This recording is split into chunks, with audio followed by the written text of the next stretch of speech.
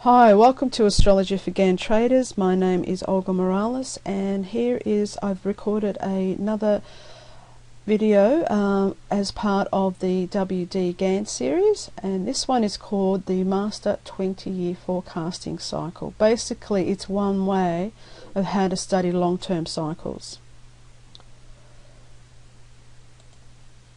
So, this is a quote from Gann. He's called it his Master Time Factor and Forecasting by Mathematical Rules. Now, it's to do with bull and bear calendar years. So basically it's saying by studying the yearly high and low chart and going back over a long period of time, you will see the years in which the bull markets culminate and the years in which bear markets begin and end. Each decade or 10-year cycle, which is 1/10 of 100 years, marks an important campaign. The digits from 1 to 9 are important. All you have to do is learn to count the digits on your finger in order to ascertain what kind of year the market is in. The number 1 year is a new decade in the year in which a bear market ends and a bull market begins. Look at 1901, 1911, 1921. The second year is a year of a minor bull market or a rally in a bear market will start at some point. See 1902, 1912, 1922 and 1932. The number 3 starts a bear year, but the rally from the second year may run into April or March before culmination, or a decline from the second year may run down and make a bottom in February or March like 1933. Look at 1903, 1913 and 1923. Now I just want to focus on this year 3 period just for this presentation. So let's have a look at what that's all about. Basically, we're looking at how Gann was doing his forecasting. He had a chart called his Master 20-Year Forecasting, and it's overlapping periods of 20 years on the Dow, and he's got the years written down in these little sections here, and you need a magnifying glass to work them out, which I have, and I've replicated this chart. It's a really worthwhile study. You'll find a lot, and it's very powerful when you start utilizing the cycle. It still works now. That's the most amazing part about it. Now, Gann was also using this cycle that is using on this Dow for wheat. I have a chart of his going back to the 1200s, where he was plotting wheat, and he was using this particular cycle as well. What is the cycle? It's the Jupiter-Saturn 20-year cycle. They're synodic cycles. So every 20 years they form a conjunction. Every 60 years, or 3 times 20, they come to the exact point in the zodiac, okay, which is Gann's 60-year cycle as well. So this is like a really important if you want to understand what Gann was doing in a lot of his forecasting. So these 2 planets were anciently known as the Great Chronocraters, or the Timekeepers. They were used to forecast social, economic, political and agricultural cycles. This cycle is formed by the interaction of 2 business planets, Jupiter, the planet of expansion, optimism and success, versus Saturn, the planet of restriction, pessimism and contraction. The interplay of these 2 diverse energies closely correlates to the rhythms of growth and recession in the economy. So I'm just going to highlight for this short presentation the 3rd year, which Gann says is a bear market. Now, part of the analysis and the journey is you working out what aspect was between Jupiter and Saturn in that 3rd year.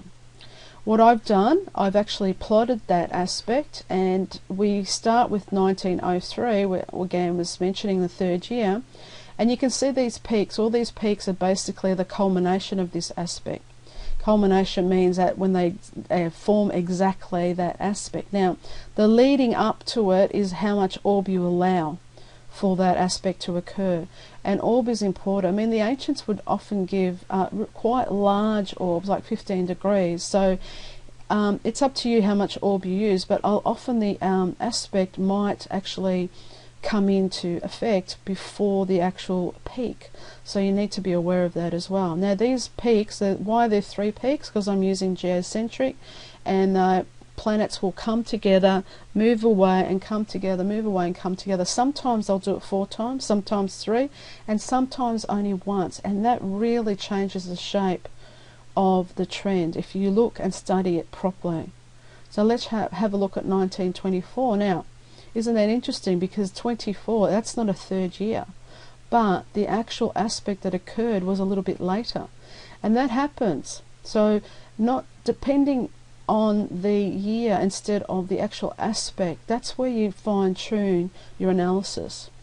Because sometimes this cycle is extended and it's 21 years, and sometimes it's 19 years because of the geocentric patterns. You need to look into that. Don't just believe that it's going to be exactly 20 years. Okay, that fine-tune is actually finding the aspect and plotting it on your charts.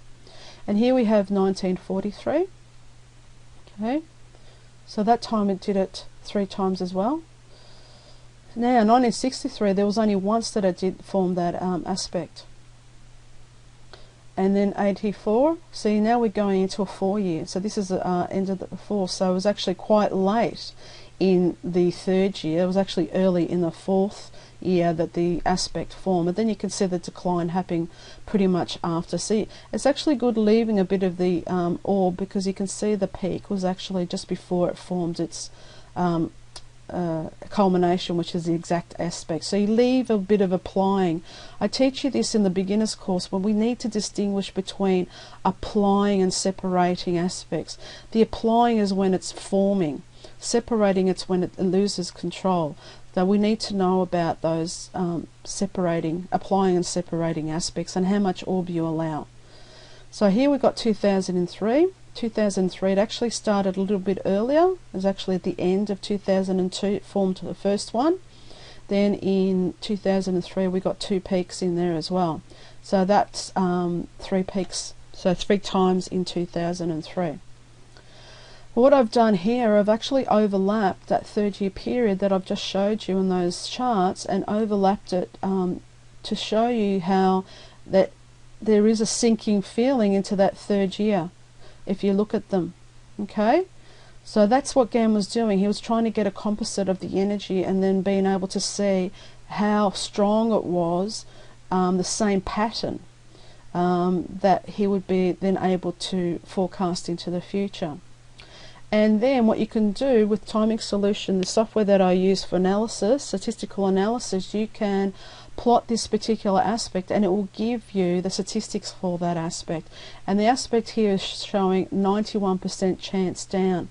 So this is how you do some really advanced analysis using planetary cycles, synodic cycles, their aspects, what they've done in the past, and then you can start building a model for the future.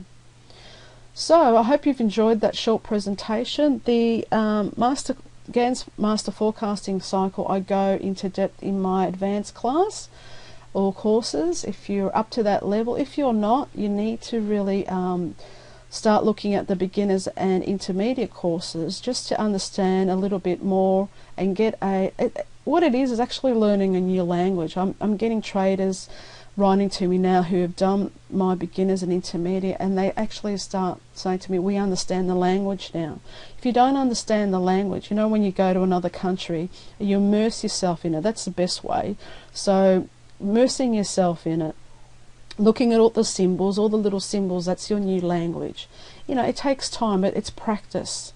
You can't learn this really quickly, but my mission has been to shortcut your learning for you. And instead of having to buy hundreds and hundreds of books, which a lot of people do, and you have a lot of methods, I've made the shortcut for you so you can get into it straight away. And when you get to the advanced level, I go into detail how to use these synodic cycles, also how you can use it for price and time projections. And it's really amazing, and my students are giving me great feedback, saying that they're making great advancement in their analysis, and they have a better understanding of the language and how to apply it. And that makes me feel very happy, because that was my mission. So until next time, thank you for listening. Bye now.